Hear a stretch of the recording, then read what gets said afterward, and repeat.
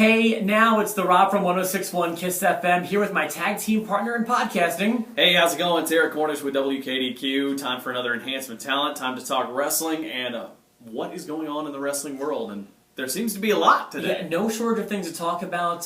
Just really over the past 24 hours, two big stories. Absolutely. First of all, while I have not seen it yet because I was in bed at 8:30 last night. Good for you. NXT, the Takeover special last night, was that the name of it? It was Unstoppable something. It was one that didn't start with an R. Yeah, exactly. But either way, whatever you say, if it's got NXT in the title, it's going to be good. And that seems to be the tradition, and last night was no exception. I, too, did not get to see the entire event, but I did see the relevant stuff, and I've got to tell you, just again, NXT steals the show. Yeah, first of all, these specials never disappoint. In fact, this is kind of how I keep up with NXT. I don't watch the Wednesday shows because that's just too much for me right now, but every 3 or 4 months you give me a 2-hour special, I'll watch every single one. Yeah, it's awesome. I got to tell you, the big news, of course, coming out of it, no major title changes or anything like that, but here you have Kevin Owens putting on the major beatdown on Sami Zayn, and who shows up? It had been rumored, and here it goes. Samoa Joe makes his debut, walking out to go nose to nose with Kevin Owens. Pretty dramatic, despite what you think. And I know you don't think that's a place for Samoa Joe, but I got it. Oh, hold on. Well, that is not what I said. Okay. I do have mixed opinions about this, but I'll tell you the way I feel. First of all, I'm not a Samoa Joe fan. I don't think he's bad, but I don't think he's as great as he gets credit for, in my opinion. So that's the first thing. When he was released from TNA, I was not thrilled at the prospect of him coming over to WWE. That's the second thing. The third thing is, actually, contrary to what you just said, I think NXT is a great place for him. This is a great place for him to hone his craft. And I will say, I'm going to go into this open-minded. He brings with him a level of excitement unmatched in NXT. He's the most high-profile name they have, bar none, in NXT. Well, I'll say this for the people that they are catering to at this point, or at least, and this is our second half of the story where we'll talk about NXT. But I think that he's the perfect sign to get there, especially for the crowd that's there, the crowd that's there every week if you're there at Full Sail. Very similar, and honestly, the same crowd that probably was frequently going to the TNA shows as it is. Right. So to have Joe there, that's big. That's big for that crowd. And I also don't want to make it seem like it won't be cool for him to be on the main roster, but like I said, I want it to be better than it was in TNA, personally. I think that once he reached a certain point, I don't want to make it seem like he didn't work to get where he got to, because he did, but he did get handed a lot of things too. And many main events that I just felt, while the internet loved them, I did not. That's just my opinion. So when he gets to the main roster, I will be open-minded. I totally think he was a main event guy in TNA for the right reasons. I think they rushed it. I mean, completely rushed his whole thing. TNA... while we're talking about this, let's go ahead and transition because we'll come back to NXT. The other big news that we're going to talk about is TNA losing their TV deal, it appears, with Destination America come September. It looks like they're going to be without a home once again. And this is bad. And this is very bad. I think this may be the end of the road for TNA. I think it's just too little too late. And right now, the programming has been great. Like, I've tried to catch it on DVR every now and then, and because I had fallen out of, TNA fandom a long time ago. But coming back, they've had some of the best shows and best angles and best action that they've had in a long time. But it was too little too late. They ruined TNA through the Hogan years and everything else that was going on, and it just became this joke that nobody really cared about anymore. So it was... the fact that it landed on a network that nobody knows if they have was bad for TNA. So the way that the Samoa Joe thing ties in with this, everything that they did in TNA leading up to now was always rushed. It was, they needed to go one direction and then they went the other direction.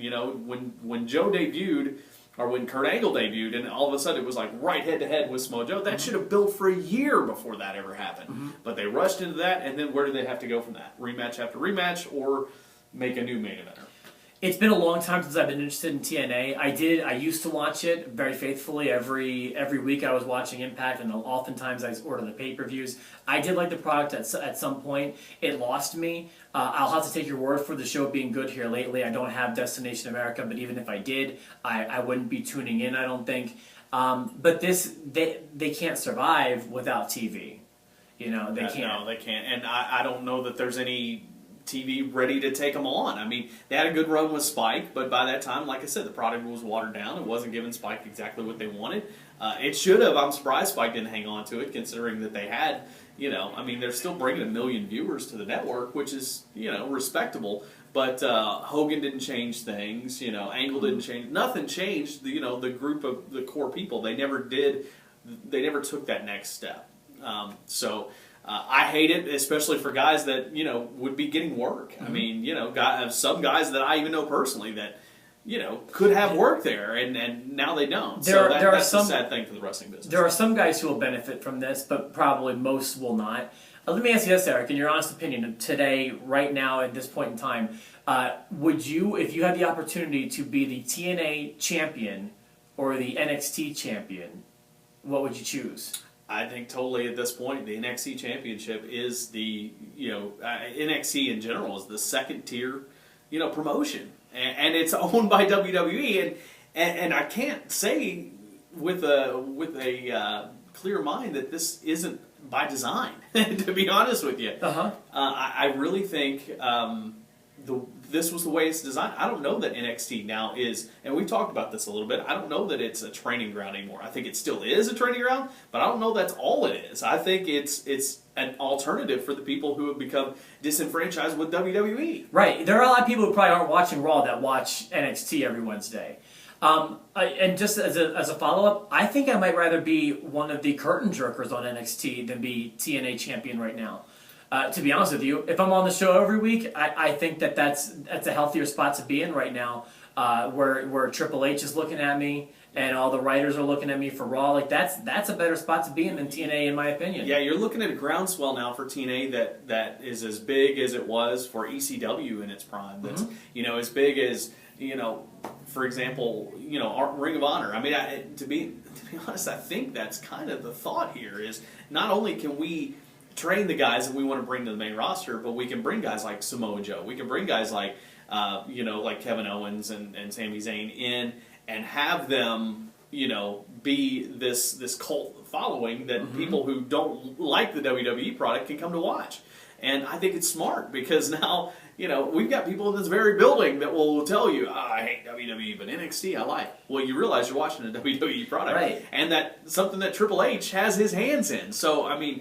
And that's only one level that it's great, because it also is that grooming ground that we were talking about, getting them ready for the main roster. And look, since the launch of the network, how many stars it launched. Exactly. Very few failures, a great number of successes, including this past Monday night with Kevin Owens, who made his Raw debut, his main roster debut. Like this is working on many levels, and it's not failing. Right, and I'm still not so certain that NXT won't just survive on its own with a lot of members staying on the NXT roster and not moving to the main roster. Maybe making appearances like Owens did this week. Maybe, having matches, like it wouldn't hurt them to have a match or two on pay-per-views, especially WrestleMania, but, to just have their spotlight.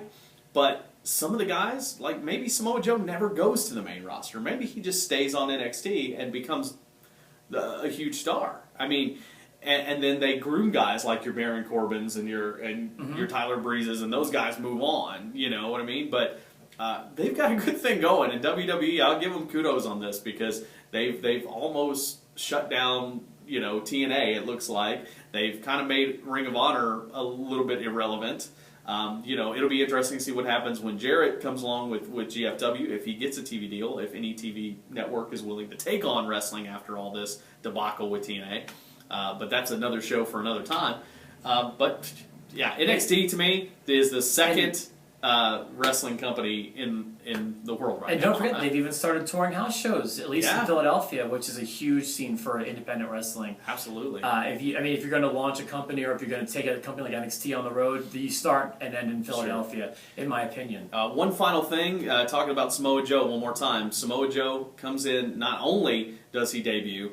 He debuts in a Samoa Joe t-shirt with the WWE logo on it. It appears that Samoa Joe is the first in a long time, since his buddy CM Punk, that actually gets to keep his name.